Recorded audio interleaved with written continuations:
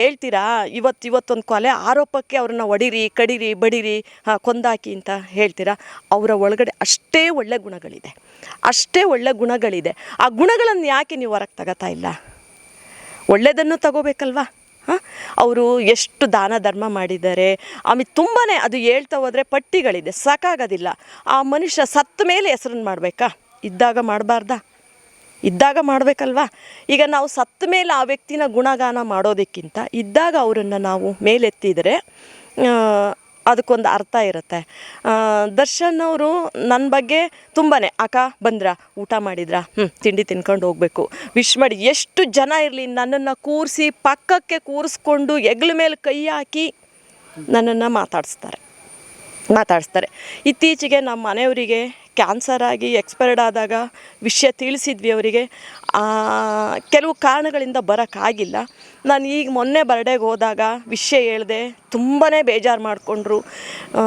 ಅಕ್ಕ, ಎಲ್ಲರೂ ಒಂದಲ್ಲ ಒಂದು ದಿನ ಹೋಗೋದೆ, ಯಾರೂ ಇಲ್ಲಿ ಶಾಶ್ವತ ಅಲ್ಲ, ಧೈರ್ಯವಾಗಿರು, ಎದುರು ಬೇಡ, ಧೈರ್ಯ ಕಳ್ಕೊಬಾರ್ದು, ಬದುಕಬೇಕು, ಬದುಕನ್ನು ಎದುರಿಸ್ಬೇಕು ಅಂತ ಈ ಥರ ಬುದ್ಧಿ ಮಾತನ್ನು ಹೇಳಿದ್ದಾರೆ ಕೂಡ ನನಗೆ. ನಮ್ಮದೊಂದು ಸಿನಿಮಾ ಮಾಡಿದ್ವಿ. ಕೆಲವು ದರ್ಶನ್ ಸರ್ಗೆ ಗೊತ್ತಿತ್ತು ಈ ಸಿನಿಮಾ ಫೀಲ್ಡ್ ಅಂದರೆ ತುಂಬ ಕಷ್ಟ, ಬರಬಾರ್ದಿತ್ತು ಇವರು ಅನ್ನೋದ್ರ ಬಗ್ಗೆ ಒಂದು ಸ್ವಲ್ಪ ನೋವಿತ್ತು ಅವರಿಗೆ. ಆದರೂ ಒಂದು ಹೊಸ ಇದಕ್ಕೆ ಹೋದ್ವಿ, ಅದನ್ನು ಮಾಡಿದ್ವಿ, ಎಲ್ಲ ಆಯಿತು. ಆದರೆ ಇವತ್ತಿನವರೆಗೆ ನಾನು ದರ್ಶನ್ ಸರಿಂದ ₹1 ನಿರೀಕ್ಷೆ ಮಾಡಿಲ್ಲ, ತಗೊಂಡು ಇಲ್ಲ. ನನಗೊಂದು ಆಸೆ ಇತ್ತು, ಗುರುವಾರ ದಿನ ಅವ್ರಿಗೆ ನಮಗೆ ಬರೋಕ್ಕೆ ಹೇಳಿದ್ರಲ್ಲ, ದರ್ಶನ್ ಸರ್ ಕಡೆಯಿಂದ ನನಗೆ ಏನಾದರೂ ಒಂದು ಬಿಸ್ನೆಸ್ ಬಗ್ಗೆ, ಅಂದರೆ ಅವರು ಎಲ್ಲಾದರೂ ಬಂದು ದರ್ಶನ್ ಫ್ಯಾನ್ಸ್ ಅಷ್ಟೇ ಸಿನಿಮಾ ನೋಡಿದ್ರೆ ಸಾಕು ನನಗೆ, ಅಥವಾ ದರ್ಶನ್ ಫ್ಯಾನ್ಸು ಜೊತೆಗೆ ನಮ್ಮ ಇನ್ನು ಬೇರೆ ಸಿನಿಮಾ ನೋಡಿದ್ರೆ ನನ್ನ ಸಿನಿಮಾ ಗೆದ್ದು ಬಿಡುತ್ತೆ, ಸಿನಿಮಾ ಚೆನ್ನಾಗಿದೆ, ಸಿನಿಮಾ ಗೆದ್ದು ಬಿಡುತ್ತೆ ಅನ್ನೋ ಒಂದು ತಲೆ ಒಳಗೊಂದು ಥಾಟ್ ಇಟ್ಕೊಂಡು ದರ್ಶನ್ ಸರ್ನ ಮೀಟ್ ಮಾಡಿ ಮಾತಾಡಿ, ಆಡಿಯೋ ರಿಲೀಸ್ಗೆ ಇರ್ಬೋದು ಅಥವಾ ಒಂದೆರಡು ಕಡೆ ಪ್ರಚಾರಕ್ಕಿರ್ಬೋದು, ಬನ್ನಿಯಪ್ಪ ನಮ್ಮ ಅಕ್ಕನ ಸಿನಿಮಾ ನೋಡಿ ಅಂತ ಒಂದೆರಡು ಮಾತುಗಳನ್ನು ಹೇಳಿದ್ರೆ ಸಾಕು, ಇಡೀ ಇದು ಎದ್ದು ಬರುತ್ತೆ ಅನ್ನೋದು ಒಂದು ತಲೆ ಒಳಗಿಟ್ಕೊಂಡು ಗುರುವಾರ ದಿನ ಹೋಗಬೇಕು ಅಂಥೇಳಿ ನಾವೆಲ್ಲ ಪ್ರಿಪೇರ್ ಆಗಿದ್ವಿ. ಭಾನುವಾರ ದಿನ ಈ ಸುದ್ದಿ ಕೇಳಿದ್ವಿ, ಆಘಾತ ಆಯಿತು, ತುಂಬ ನೋವಾಯಿತು. ಏನು ಮಾಡೋದು? ನಮ್ಮ ಕೈಲಿ ಯಾವುದೂ ಇಲ್ಲ, ಎಲ್ಲ ಇದು ನಮ್ಮ ಕೈಯಲ್ಲಿ ಯಾವುದೂ ಇಲ್ಲ. ಅನಿರೀಕ್ಷಿತವಾಗಿ ನಡೆದ ಘಟನೆಗಳಿಗೆ ಈಗ ಸಾಕ್ಷಿ ಹುಡುಕ್ತಾ ಇದ್ದಾರೆ. ಅದು ಕಾನೂನು ಮಾಡಲೇಬೇಕು, ಅವ್ರ ಚೌಕಟ್ಟಲ್ಲಿ ಏನಿದೆ ಅದನ್ನು ಮಾಡಲೇಬೇಕು, ಅದನ್ನು ಪಾಲಿಸಲೇಬೇಕು.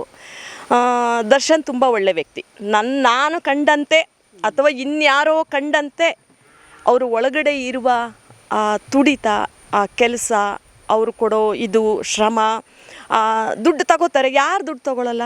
ಎಲ್ಲರೂ ದುಡ್ಡು ತಗೊಂಡೇ ಕೆಲಸ ಮಾಡೋದು, ತಗೊಳ್ಳೇಬೇಕು, ಮಾಡ್ತಾರೆ. ಅದನ್ನಷ್ಟೇ ದಾನ ಧರ್ಮನೂ ಮಾಡ್ತಾರೆ. ಆದರೆ ಅದೇ ಒಂದೆರಡು ವಿಷಯಗಳಲ್ಲಿ ಅವ್ರದ್ದು ನೆಗೆಟಿವ್ ಥಾಟ್ಸ್ ಅಂದರೆ ಬ್ಯಾಡ್ ಟೈಮೇ ಅವ್ರಿಗೆ ನೆಗೆಟಿವ್ ಅಂತ. ಆ್ಯಕ್ಚುಲಿ ನೀವು ಒಬ್ಬ ಹೆಣ್ಣುಮಗಳಾಗಿ ಜೊತೆಗೆ ಎಲ್ಲ ಈ ಥರದ ಒಂದು ಸೂಕ್ಷ್ಮ ಸಂಗತಿಗಳನ್ನ ನೀವು ಅರ್ಥ ಮಾಡ್ಕೊಳ್ಳೋರಾಗಿ ವಿಜಯಲಕ್ಷ್ಮಿ ಅವರ ಪರಿಸ್ಥಿತಿ, ಈ ಸಂದರ್ಭಗಳ ಬಗ್ಗೆ ನೀವೇನು ಹೇಳಲಿಕ್ಕೆ ಇಷ್ಟಪಡ್ತೀರಾ?